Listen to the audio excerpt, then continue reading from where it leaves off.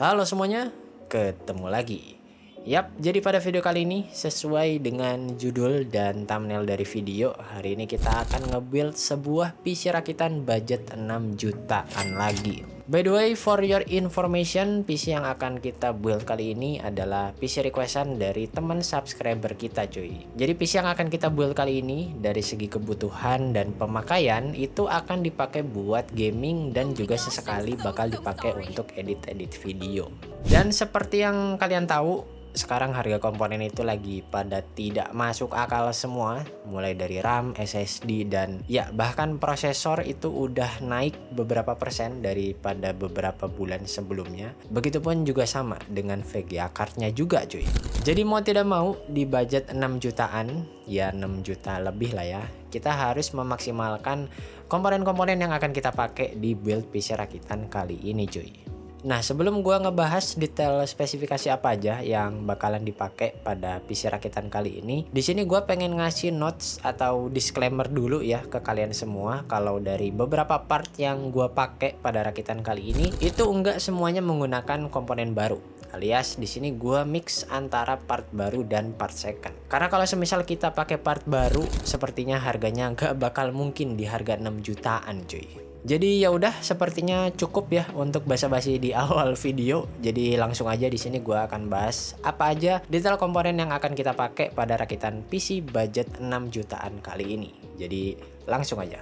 Oke, jadi yang pertama untuk prosesornya di sini kita menggunakan prosesor dari AMD Ryzen 5 5500. Yap, again and again, prosesor ini nongol lagi di channel ini guys. Setelah beberapa rakitan di video kita sebelumnya itu menggunakan prosesor ini cuy. Tapi fun fact-nya adalah di rakitan PC kali ini tadinya itu gua nggak bakal pakai prosesor ini guys. Karena PC ini itu dari beberapa part yang dipakai ya, itu kita beli di akhir-akhir bulan Desember kemarin. Karena kan ini sekarang udah masuk ke pertengahan bulan Januari ya, tahun 2026. Jadi di pertengahan bulan Desember kemarin atau di pertengahan mendekati akhir-akhir ya, itu harga dari prosesor itu udah naik beberapa persen. Dari yang tadinya prosesor Ryzen 5 5500 ini ya yang kita pakai, itu harga normalnya di 1,2 jutaan dan pada waktu itu naik sampai 1,3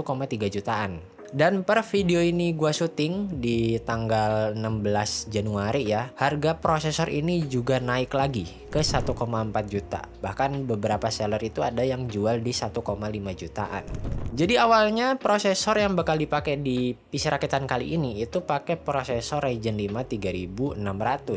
Nah, pertamanya kenapa kita mau pakai dari prosesor AMD Ryzen 5 3600? Karena dari segi harganya itu relatif murah ya dibanding 5500. Yang pada waktu itu harganya udah naik 100.000 ya. Ya meskipun 100.000 kan ya lumayan juga gitu.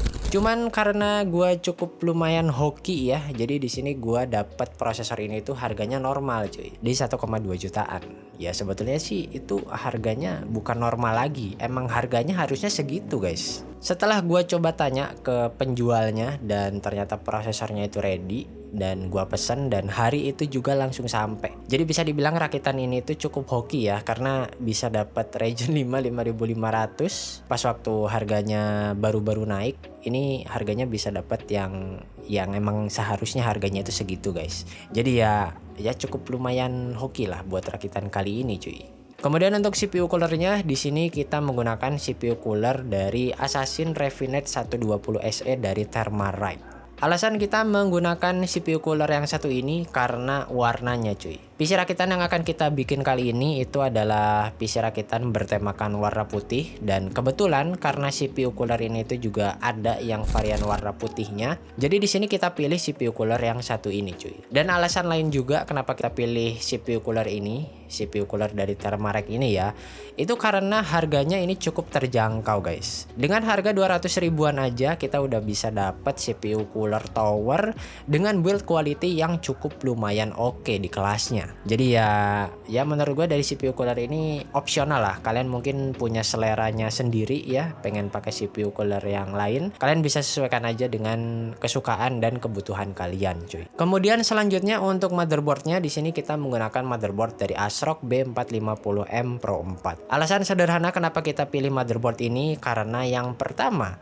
motherboard ini sudah support 4 slot RAM, yang dimana di sini kita akan maksimalkan ke 4 slot RAM tersebut. Terus juga fitur unggulan lain dari motherboard ini yaitu dia sudah support dengan 2 slot M2 NVMe Gen 3. Ya karena sekarang harga SSD lagi naik, jadi untuk kedepannya kalau kita mau upgrade SSD M2 NVMe, kita tinggal pasang aja ke slot yang sudah tersedia, cuy. Selain itu juga pada motherboard ini sudah support Type-C dan harga dari motherboard ini itu cukup terjangkau di harga 1 jutaan kecil. Kemudian yang selanjutnya untuk memori RAM, di sini kita menggunakan RAM 4x4GB DDR4 dengan speednya itu masing-masing dari RAM ini di 266 MHz. Untuk merek yang kita pakai di sini kita pakai dari merek Corsair, ini kit ya 4x2 dan 2 keping lagi dari tim Elite. Sebetulnya di sini gua nggak terlalu pengen ngebahas banyak ya tentang permemorian duniawi ini karena memang harganya sekarang sedang tidak baik-baik saja. Jadi ya kita cukupkan pakai RAM 4GB 4 keping. Yang penting di sini untuk memorinya itu bisa sampai 16GB, cuy. Karena sekarang ketika kita buka game atau buka software itu makan RAM-nya itu bener-bener banyak banget, dan itu ya 16GB menurut gue itu udah jadi suatu minimal lah untuk RAM di zaman sekarang. Kemudian yang selanjutnya untuk storage-nya di sini kita pakai SSD 128GB dari VC Pro, dan untuk hard disk tambahannya di sini kita pakai hard disk dari WD Blue yang berkapasitas 1 TB. Ya, harga SSD juga sekarang lagi naik, yang dimana saat harga komponen masih normal di harga 250 sampai 270 ribu, kita sudah bisa dapat SSD SATA yang berkapasitas 256GB, dan sekarang SSD yang berkapasitas 128GB itu menyentuh di harga 300 sampai 350-an ribu rupiah. Dan untuk yang varian 256GB itu sekarang naik jadi 500.000 rupiah, guys. Ya, itu benar-benar tidak masuk akal sama sekali, guys. Kemudian yang selanjutnya untuk kartu grafis atau untuk VGA, di sini kita menggunakan VGA card dari MSI GeForce GTX 1660 Super 6GB DDR6. Alasan kita pilih VGA card ini karena PC yang bakalan kita build kali ini dari segi kebutuhannya itu bisa dibilang cukup lumayan hybrid. Untuk gaming iya, dan untuk editing juga iya. Meskipun VRAM dari VGA card ini itu masih 6GB, dan di tahun 2026 ini ya emang VRAM 6GB itu agak mepet lah ya untuk menjalankan game-game dan untuk editing video juga, cuy. Cuman karena game yang bakal dimainkan ini di resolusinya itu 1080p ya, nggak sampai 2K atau 4K. Jadi ini udah lebih dari cukup. Dan juga kebetulan gue juga di sini sebagai pengguna 1660 Super, cuy. Kemudian untuk power supply-nya di sini kita menggunakan power supply dari Segotep BN550W. Alasan sederhana kenapa kita pilih power supply yang satu ini karena dari harga yang ditawarkan dan apa yang kita dapat itu udah cukup lumayan sesuai, cuy. Di harga 500 ribuan, power supply ini sudah menawarkan banyak fitur proteksi, terus juga ini karena sudah mempunyai efisiensi 80+, dan untuk sertifikasi 80+-nya ini sudah terdaftar di website resmi, cuy. Jadi ya menurut gua dengan harga 500 ribuan kita dapat power supply 550W dengan fitur-fitur yang ya cukup lumayan oke sih menurut gua ya. Karena bisa dibilang power supply sekarang itu di rentan harga yang mirip-mirip ya, itu punya banyak fitur yang dimana fitur-fitur pada power supply tersebut bisa bikin PC kita itu jadi lebih awet dan tahan lama tentunya. Oke, kemudian yang terakhir untuk casingnya, karena PC rakitan kali ini kita bakalan build itu lebih ke dominan warna putih. Meskipun dari motherboard dan RAM VGA itu masih belum warna putih, tapi ya setidaknya ini PC bakalan looks-nya itu kelihatan clean ya di warna putih. Jadi untuk casingnya di sini kita pilih casing dari FSP S140 Lite. Menurut gua casing ini di harga 300 ribuan itu udah cukup oke ya dari segi apa yang kita dapatkan. Casingnya ini tipenya udah dual chamber, terus juga ini udah tempered glass di bagian depan dan samping. Terus juga bawaan dari casing ini itu dia sudah membawa fan 3 buah ya. Jadi kalau motherboard kalian itu support dengan RGB, kalian tinggal pasangin aja. Jadi ya kalian bisa atur-atur warna RGB sesuka kalian cuy. Dan ya jadi itu dia guys kurang lebih detail komponen yang kita pakai pada rakitan PC budget 6 jutaan di episode yang ke-24 kali ini. Dari segi spek yang gua sebutin ini mirip-mirip ya kayak di video gua sebelumnya yang rakitan PC budget 6 jutaan atau bahkan bisa dibilang hampir semuanya sama. Dan sekarang di sini gua akan ngetes gimana performa dari PC rakitan yang baru aja kita build kali ini cuy. Kita di sini akan tes benchmark dan juga tes gaming. Kira-kira gimana performanya. Jadi ya udah nggak usah banyak basa-basi lagi. Langsung aja mari kita tes performa PC rakitan yang satu ini. Let's go. Oke, untuk pengetesan yang pertama di skor Cinebench R23 untuk bagian CPU multicore-nya ini menyentuh di 10.271 poin. Terus untuk performa CPU single core-nya ini di 1.353 poin. Untuk pengetesan 3D Mark Firestrike ini untuk skor grafiknya bisa menyentuh di 16.082 poin. Dan untuk skor dari 3D Mark Time Spy ini untuk grafiknya di 5.862 poin. Kemudian untuk di pengetesan software Blender dengan scene BMW ya, di sini untuk render image di CPU rendernya ini mampu merender di 4 menit 22 detik. Kemudian untuk GPU rendernya pun juga ini sama cuy, di 4 menit 20 detik. Gua kurang tahu apakah ini bermasalah dari softwarenya, dari aplikasinya ya, dari Blendernya atau dari drivernya gak stabil. Kenapa bisa sama skor dari CPU dan GPU ya? Harusnya kan ya GPU itu lebih kenceng ya. Kalau misalnya kalian ada yang tahu, kalian bisa tulis aja di kolom komentar cuy. Kemudian untuk konsumsi daya dari PC rakitan kali ini untuk idle-nya ini di 48 sampai 50-an watt, dan untuk full load-nya ketika kita ajak buat gaming ini bisa tembus di 290 sampai 290 watt. Ya masih under 300 watt cuy ini ya untuk pemakaian full load-nya. Kemudian untuk rendering di software Adobe Premiere Pro ya di PC rakitan kita sebelumnya ini mampu merender di 8 menit 28 detik. Oke, jadi itu dia kurang lebih detail performa benchmark ya yang udah kita coba tes, dan sekarang kita akan coba tes PC ini gimana performa gamingnya. Jadi langsung aja mari kita tes.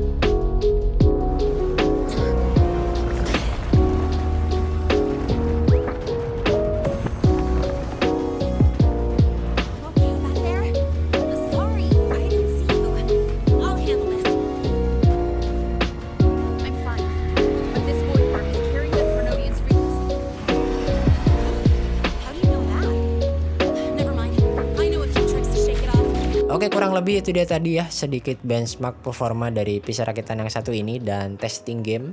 Jadi gimana menurut kalian, apakah PC rakitan yang satu ini cukup worth it ya untuk dirakit di awal tahun 2026?